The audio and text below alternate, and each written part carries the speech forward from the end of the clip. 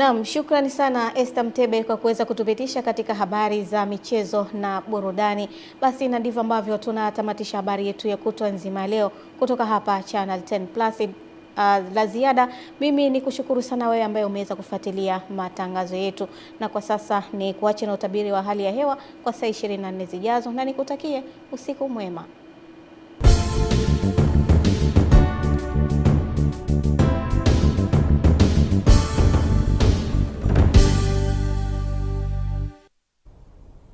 Nikuombe mpenzi mtazamaji, usitoke karibu na runinga yako, sogea karibu sasa tupate utabiri wa hali ya hewa kutoka Mamlaka ya Hali ya Hewa Tanzania unaowasilishwa nami Godfrey Kazinja.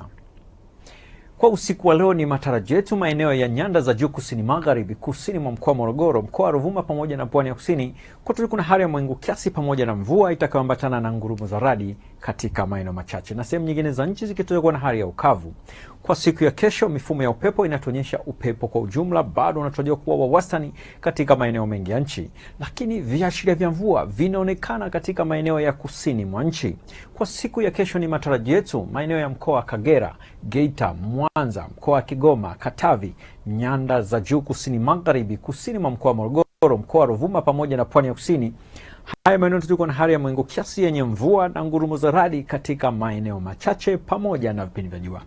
Kwa upande wa pwani ya kaskazini ikihusisha na kaskazini mwa mkoa wa Morogoro, kutakuwa na hali ya mvua nyepesi japo ni katika maeneo machache pamoja na vipindi vya jua. Sehemu nyingine za nchi zinatarajiwa kuwa na hali ya ukavu kwa ujumla.